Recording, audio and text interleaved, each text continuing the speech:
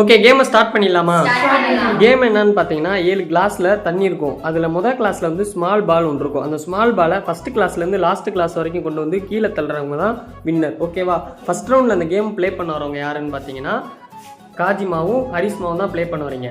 Second ரவுண்டில் வந்து நதியாவும் மாலதியும் play பண்ணுறீங்க. ஓகேவா? ஓகே, ஃபஸ்ட் ரவுண்ட் ஸ்டார்ட் பண்ணிடலாமா? Round 1.